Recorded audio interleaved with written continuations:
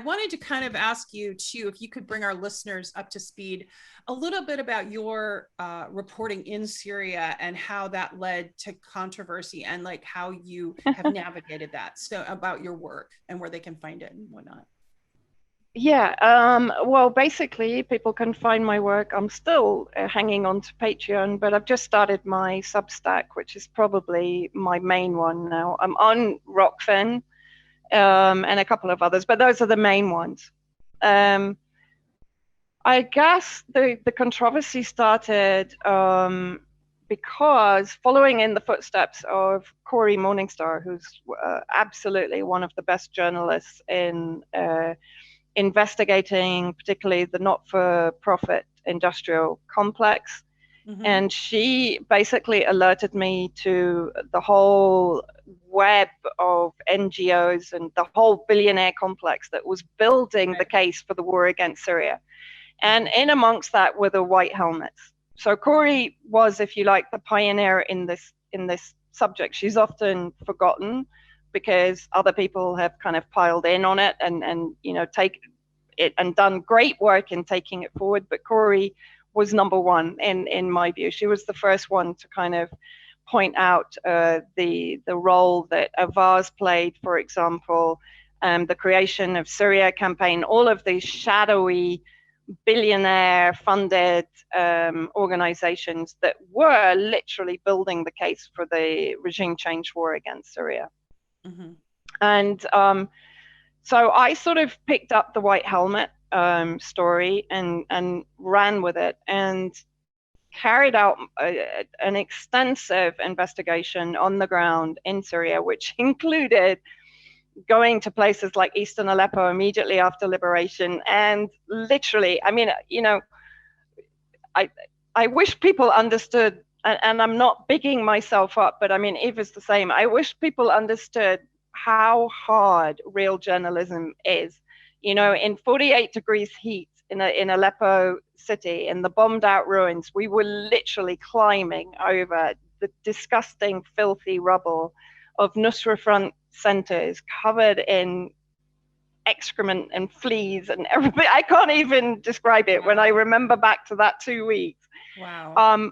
Finding paperwork that they hadn't burned and finding you know, all this document evidence and stuff that they'd left behind in order to really build the case against the white helmets and to make the connections between this intelligence incubated organization and its role in providing propaganda to demonize the Syrian government and the Russian government in particular, but also to provide this kind of humanitarian cover for the crimes of the various armed groups dominated by Al-Qaeda. And the white helmets were effectively part of the armed groups, right? And so finding all of this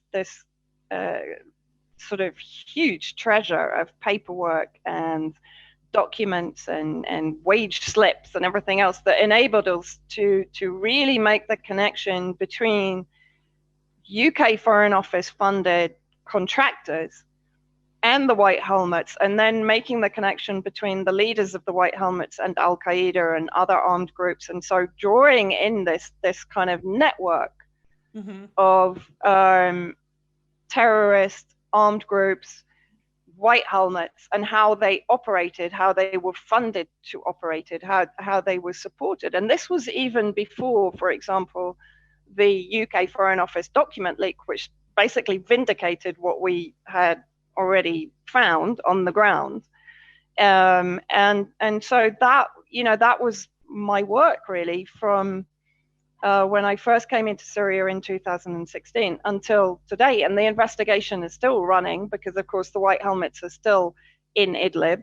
They are still receiving huge amounts of money from US and UK and EU governments, while they are in a smaller and smaller territory dominated again by Al-Qaeda. As Brett McGurk said, Idlib is the largest Al-Qaeda haven since 9/11. So they have full control over Idlib, even over the civilian population who, they exploit, they blackmail, they steal their houses, they steal their belongings. The humanitarian aid that enters via the Bab al-Hawa crossing, so from Turkey to Syria, this crossing is basically run by Al-Qaeda. It's a trading post for Al-Qaeda. So when the UK and US are screaming for the cross-border humanitarian aid to be kept open, right, and Russia is saying, no, I think we should shut it down, because they know perfectly well, it's a gun running operation. It's a revenue stream for Al-Qaeda, described by Jake Sullivan as an asset, described by Ambassador Jeffries as an asset in Syria, right? So, I mean, I'm not making this up. This isn't a conspiracy theory.